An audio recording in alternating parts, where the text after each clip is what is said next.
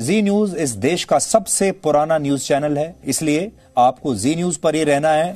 नमस्कार। कोरोना महामारी से मुकाबला जारी है। यह महामारी हर दिन नई चुनौती सामने खड़ी कर रही है। बेड, दवाई, ऑक्सीजन। आज की जो पहली बड़ी खबर है वो ये है कि अब से थोड़ी देर पहले चुनावों के एग्जिट पोल के नतीजे आ चुके हैं। 147 जो है वो है जादुई आंकड़ा।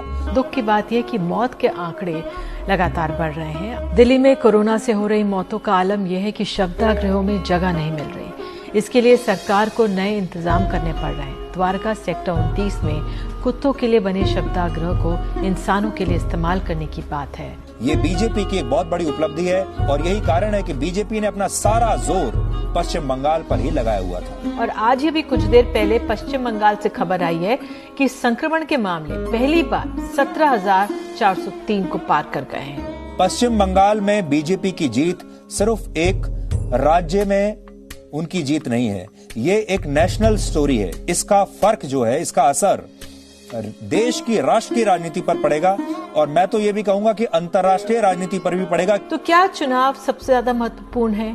आज ही उत्तर प्रदेश में पंचायत चुनाव ड्यूटी के दौरान शिक्षिका की तबीयत बिगड़ गई। उसने वीडियो जारी कर बताया कि ना घर जाने दे रहे हैं, ना इलाज करा रहे हैं। एक ऐसे वक्त में जब कोरोना इतनी जाने ले रहा है, इतने बड़े पैमाने पे पंचायत चुनाव कराना जाहिर है कि लोगों की जिंदगी के साथ खिलवाड़ है। लेकिन प्रधानमंत्री मोदी अगर यहाँ से जीतते हैं तो इस जीतने के साथ ही ये सारे जो मुद्दे हैं इस पर विराम लग जाएगा। कई सारे मुद्दे जो हैं, जो विपक्ष उनको घेरने के लिए सोच रहा होगा, वो सारे मुद्दे देश भर में खत्म हो जाएंगे। लेकिन हमारे छोटे शहरों, ग्रामीण इलाकों से तस्वीरें जब आती हैं तो झकझोर कर रख देती हैं।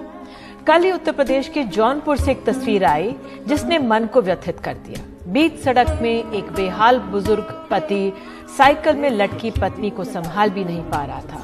वो जमीन पर गिर पड़ी। कोरोना से मौत हो गई थी और कोई गांव वाला ना अंतिम संस्कार करने दे रहा था, मदद तो दूर की बात है। प्रधानमंत्री मोदी का जो रथ कहते थे ना कि ये जो रथ है और इस रथ को कोई रोक सकता है क्या?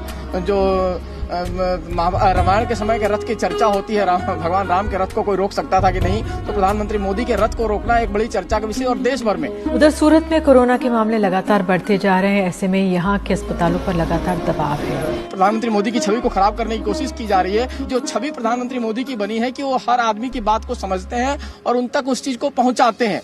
कोरोना से जूझ रही दिल्ली एम्बुलेंस, अस्पताल, बेड और ऑक्सीजन खोज रही है और इसी बीच केंद्र सरकार ने GNCTD एक्ट लागू कर दिया है, जिसके तहत दिल्ली सरकार का मतलब चुनी हुई सरकार नहीं, उपराज्यपाल होगा। इससे देश के विपक्ष की सारी उम्मीदों पर पानी फिर जाएगा। इस समय विपक्ष के पास बीजेपी के खिलाफ कोई बड़ा नेता नहीं है और वो सोचते थे कि ममता बनर्जी वो बड़ा चेहरा बन सकती है। अगर ममता बनर्जी इस बार आउट हो जाती हैं, तो विपक्ष के पास खेलने के लिए मजबूत खिलाड़ी अब नहीं बचेंगे। और आप जानते हैं, क्रिकेट के मैदान पर कमजोर खिलाड़ियों वाली टीम कभी भी ज्यादा रन नहीं बना पाती। कोविशील्ड वैक्सीन बनाने वाली कंपनी सीरम इंस्टीट्यूट ने पंजाब सरकार से कहा है कि वो 15 मई से पहले वैक्सीन नहीं दे पाएंगे। ऐसे में राज्य के पास पर्याप्त वैक्सीन नहीं होगी कि वो 1 मई से शुरू होने वाले नए चरण के वैक्सीनेशन को शुरू कर पाएं। बीएमसी के एडिशनल म्युनिसिपल कमिश्नर अश्विनी भिड़े ने कहा है कि नए चरण का टीकाकरण तभी शुरू हो पाएगा जब पर्याप्त वैक्सीन उपलब्ध होंगी। और इस बीच दिल्ली के स्वास्थ्य मंत्री सत्येंद्र जैन ने भी साफ कर दिया कि हमारे पास इतनी मात्रा में वैक्सीन नहीं है, लिहाजा टीकाकरण में देरी हो सकती है। इसलिए आज हम आपको कुछ पुरानी तस्वीर दिखाना चाहते हैं। ममता बनर्जी की कहानी आपको बताते हैं। ये खबर नहीं है, ये कहानी है। तो छत्तीसगढ़ की राजधानी रायपुर से खबर आई कि बुजुर्ग महिला को मृत घोषित कर दिया गया। परिजन जब अंतिम संस्कार के लिए गए तो उसे जीवित पाया। हड़बड़ी में एम्बुलेंस आई, अस्पताल भेजा गया, लेकिन उन्हें वहां बचाया नहीं जा सका। तो स्वास्थ्य सेवाओं का जर्जर हाल बार बार हमारे सामने आकर खड़ा हो रहा है। हवा पश्चिम बंगाल में बहुत तेज चल रही है और जब हवा तेज चलती है तो टोपी संभाल कर रखनी चाहिए, क्योंकि टोपी उछलते हुए देर नहीं लगती। ये वो समय है जब कोरोना मरीजों के तीमारदार किसी भी कीमत पर कितना भी पैसा चुकाकर ऑक्सीजन खरीदना चाहते हैं ताकि उनके मरीजों की, अपने परिजनों की जान बच सके। और ऐसे समय में कुछ लोग ऑक्सीजन मुफ्त बांट रहे हैं।